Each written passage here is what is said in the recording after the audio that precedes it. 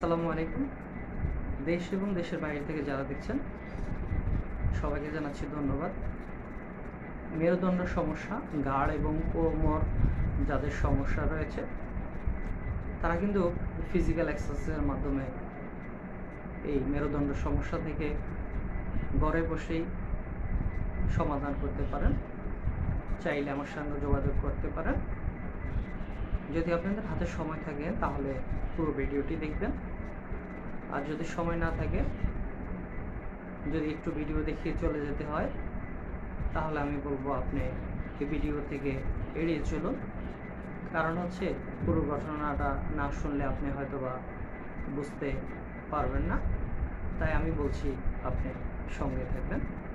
যাই হোক, আমরা যেই বিষয় নিয়ে আজকে কথা বলছি সেটা হচ্ছে মেরুদণ্ড সমস্যা, স্লিপ ডিস্ক, L4 L5 যে কোমরের সমস্যা হয়ে থাকে, C1 C2 C6 C7 C5 এগুলো হচ্ছে ঘাড়ের সমস্যা। আর দুইটা সমস্যায় আমার হয়েছিল। আমি এই সমস্যা নিয়ে 9 বছর বলতে পারেন যুদ্ধ করেছি। আমাকে ডাক্তার বলেছিল একটা সময় যে আপনাকে অপারেশন করা লাগবে। তা আমি বলেছি আমি অপারেশন করতে চাই না, আমাকে কোনো ওষুধ দেন, ওষুধ খাই। বললো যে এটার কোনো ওষুধ নাই, এটা ভালো হবে না, আপনি যাই করেন অপারেশন করা লাগবে। পরে একটা সময় আমি ভাবলাম যে আমার মনে হয় যে বাংলাদেশে ডাক্তার দেখিয়েছি, সবাই একই কথা বলছে। পরে আমি চিন্তা করলাম যে ইন্ডিয়া যাব। পরে আমি ইন্ডিয়া গিয়েছিলাম। যাওয়ার পর ওইখানে ডাক্তার দেখানো হয়েছে, ওষুধ খেয়েছি, এবং সেখানে কিন্তু আমি ফিজিওথেরাপি দিয়েছি। হায়দ্রাবাদ গিয়েছি, চেন্নাই গিয়েছিলাম। তো কোনো জায়গা থেকে আমি কিন্তু আসলে ওইভাবে ভালো একটা সমাধান পাইনি। তারপরে ইন্ডিয়ার মধ্যে আরেকটা ডাক্তার আমি পেয়েছিলাম। সেখানে বলেছিল যে এটা আসলে এই ওষুধের মাধ্যমে কিন্তু ভালো হওয়ার সুযোগ নাই, এটাকে আপনাকে ফিজিক্যাল এক্সারসাইজ করে আপনাকে ভালো আসতে হবে। তা আমি বলেছিলাম যে আমি এই বাংলাদেশ থেকে এসেছি, আমি তো এখন ইন্ডিয়া এত লম্বা সময় থাকা সম্ভব না, তা আমি কী করা যায়। পরে বললো যে আপনাকে যেমন আপনি থেরাপি দিতে পারেন, এইগুলা বলেছিল। তা আমি বাংলাদেশে আপনার এমন কোনো সেন্টার নাই, যেহেতু গাজীপুরে থাকি। তো এই গাজীপুরের মধ্যে সবার কাছে কিন্তু আমি এই ফিজিওথেরাপি দিয়েছিলাম। সেখানে প্রতিদিনে 300 টাকার মতো আমার খরচ পড়েছে, দিন প্রতি 300 টাকা। এইভাবে আমি 8 মাস আমার হিসাবে, তো আর বেশি হওয়ার কথা, তারপর আমি 8 মাসই ধরলাম। প্রতিদিনে 300 টাকা করে, এমন কোনো দিন নেই যে আমি বাদ দিইনি। প্রত্যেক দিন আমি ফিজিওথেরাপি দিয়েছিলাম। সেখানে কিন্তু আমি কিন্তু উপকার পাইনি, এক কথায় বলতে গেলে। তো আসলে এখন আপনারা বলতে পারেন যে তাহলে এত মানুষ যে ফিজিওথেরাপি দিয়ে থাকে তারা কি ভালো হচ্ছে না? হ্যাঁ, হচ্ছে। আমি বলবো হচ্ছে। এখন আমার হয় নাই তাই বলে আপনাদেরও হবে না, এটা তো হতে পারে। আপনাদের হয়তো বা হতে পারে, আমার হয় না। যাই হোক, এটা আমার পার্সোনাল বিষয়, আমি উপকার পাইনি সেটাই বলেছি, আপনাদের সঙ্গে শেয়ার করেছি। তো আমি যেভাবে আসলে এক্সারসাইজ এবং ফিজিক্যাল থেরাপি বাদ দিয়ে কিন্তু আমি নিজে এক্সারসাইজ করে এটা কিন্তু মেরুদণ্ড সমস্যা থেকে বের হয়ে আসলাম। এখন আমি কিন্তু আসলে ডাক্তারও না, আমি বলতে পারেন কবিরাজও না, হোমিওপ্যাথিকও না, এটা আসলে কিছুই না। সম্পূর্ণ কিন্তু এটা আমি কিন্তু সামান্য মানুষ।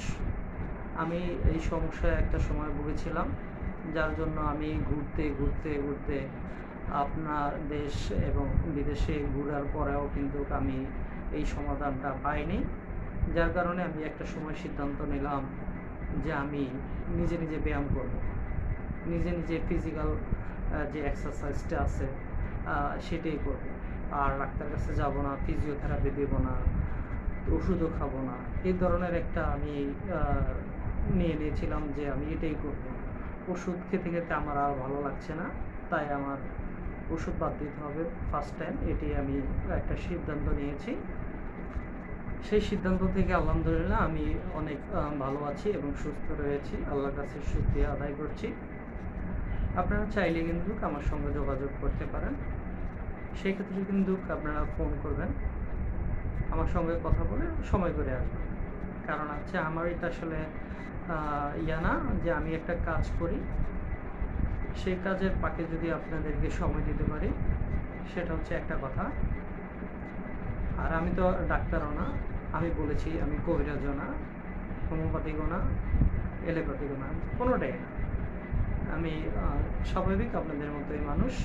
আগে রোগী ছিলাম, এখন আলহামদুলিল্লাহ ওইখান থেকে সুস্থ হয়েছি, আল্লাহর কাছে শুকরিয়া আদায় করছি।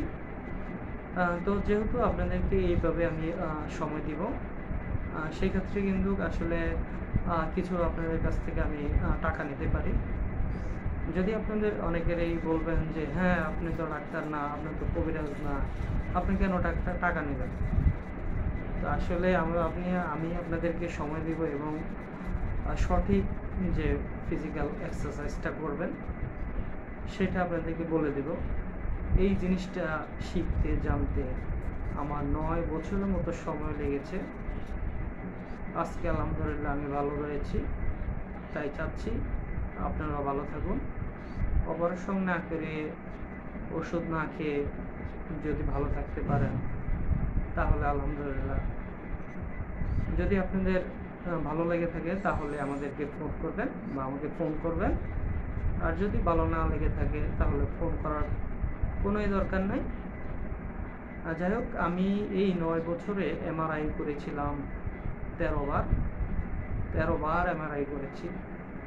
তো এমআরআই দেখতে দেখতে আমার মনে হচ্ছে যে কোথায় সমস্যা রয়েছে বা না রয়েছে, এটা আমি আসলে ব্যক্তিগতভাবে আমার নিজের পার্সোনালভাবে যেহেতু আমি করেছি বেশ কয়েকবার, সেখানে আমি নিজের এমআরআই নিজে দেখলেই অনেকটা বুঝতে পারি।